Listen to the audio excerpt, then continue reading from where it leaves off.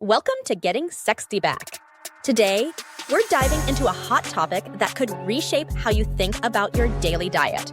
A recent study from University College London has uncovered a startling link between ultra-processed foods, or UPFs, and your risk of developing diabetes. Stick around to learn how your food choices might be impacting your health in ways you never imagined. Let's dive into the details of this groundbreaking study. Researchers analyzed the diets and health outcomes of over 300,000 Europeans, following them for about a decade. Their findings were striking. For every 10% increase in ultra-processed foods in a person's diet, their risk of developing type 2 diabetes jumped by 17%. But here's the good news. Replacing just 10% of those ultra-processed foods with less processed alternatives reduced diabetes risk by up to 18%. These results highlight the significant impact our food choices can have on our long-term health. Now, let's dive into what exactly ultra-processed foods are. The NOVA system, developed by Brazilian nutrition scientists, categorizes foods into 4 groups based on their level of processing. At one end, we have unprocessed or minimally processed foods. Think fresh fruits, vegetables, whole grains, and nuts. These are the foods closest to their natural state. Next up are processed culinary ingredients. These are things you'd use in your kitchen like oils, vinegars, and salt. The third category is processed foods. These include foods that have been slightly altered, like canned vegetables or cheese. Finally, we have ultra-processed foods. These are industrially manufactured and often contain additives you wouldn't find in your home kitchen. Examples include packaged snacks, soft drinks, and many ready-to-eat meals. Understanding these categories can help us make more informed choices about what we eat and how it might affect our health. Now, let's dive into a fascinating aspect of this study. Not all ultra-processed foods are created equal when it comes to diabetes risk. The researchers found some surprising differences between various UPF subgroups. While UPFs as a whole were linked to higher diabetes risk, certain types actually showed potential protective effects.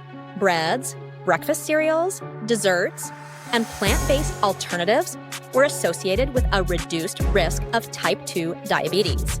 This might come as a surprise to many of us. On the flip side, other UPFs were strongly linked to increased diabetes risk. These include savory snacks like chips, animal-based products such as processed meats, ready meals, and sweetened drinks. In fact, sweetened beverages made up a significant portion of UPF intake among the heaviest consumers in the study. These findings highlight the complexity of nutrition and remind us that broad categorizations don't always tell the whole story. It's crucial to look at individual foods and their specific effects on our health. The classification of ultra-processed foods has sparked a lively debate in nutrition science. While many experts see value in the NOVA system for identifying potentially harmful dietary patterns, others argue it's an oversimplification. Some nutritionists point out that not all UPFs are created equal, and that avoiding them entirely could mean missing out on convenient, fortified options. Critics also highlight inconsistencies, like how some refined grains are considered minimally processed, while whole grain breads are labeled ultra-processed. Supporters, however, argue that the UPF category effectively captures modern dietary trends and has been linked to numerous health risks in studies.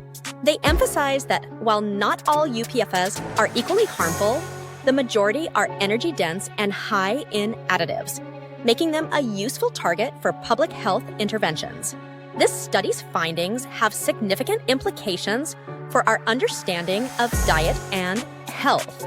The link between ultra-processed foods and increased diabetes risk suggests we might need to rethink our eating habits. It's not just about calories or individual nutrients anymore. but the overall level of processing in our diets. The researchers aren't stopping here. They're currently conducting a trial to directly compare diets high in ultra-processed foods with those based on minimally processed foods. This could provide even stronger evidence about the impact of food processing on our health. These findings could potentially influence dietary guidelines and public health policies in the future. It's an exciting time in nutrition research. And we're looking forward to seeing how this develops. As we wrap up today's episode, let's recap what we've learned about ultra-processed foods and their link to diabetes risk. The recent study shows that increasing UPF consumption can significantly raise your chances of developing type 2 diabetes. However, not all UPFs are created equal, and some may even have protective effects. The key takeaway is to be mindful of your UPF intake, especially when it comes to savory snacks, processed meats, ready meals, and sweetened drinks. Try to incorporate more whole, minimally processed foods into your diet whenever possible.